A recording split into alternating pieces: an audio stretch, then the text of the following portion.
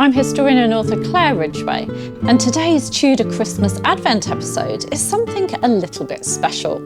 We're stepping into the winter stillness of Hever Castle, the much-loved Boleyn family home, dressed in all its Christmas beauty.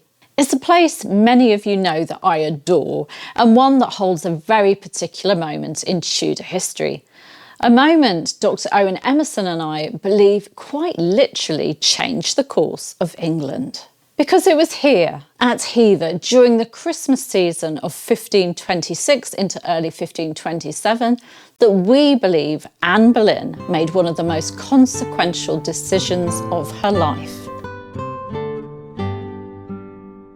Henry VIII had been pursuing Anne for months, passionately, persistently, and increasingly desperately. His letters to her from this period show a man infatuated, even tormented, longing for her company and begging for her favour. But Anne was still holding firm.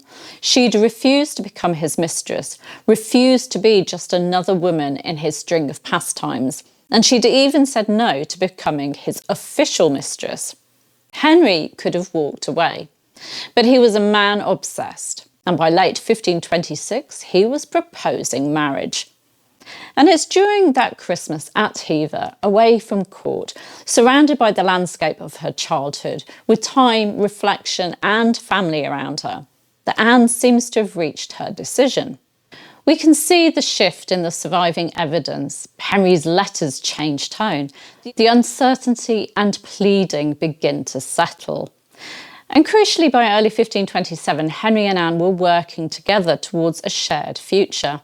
Anne was no longer resisting. She'd accepted his proposal. Owen and I believe that Hever was the turning point because it was the first time since Henry's pursuit began that Anne had real space, physical and emotional, to think. Court life was a whirl of gossip, pressure and scrutiny.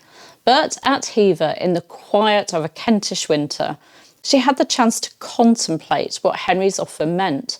A crown, a kingdom, a marriage of partnership and ambition, and unimaginable risk. We believe that she discussed all this with her family before making the decision that would not only reshape her life, but change the course of English history. I'm going to share some photos now of Hever Castle. Firstly, a few taken by Owen, showing scenes from Hever this very December. Lovely Tudor-y Christmas scenes.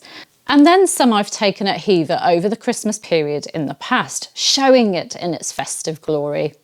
If you visit it this Christmastide, I invite you to imagine Anne there in 1526, a young woman deciding whether to take the most dangerous step of her life.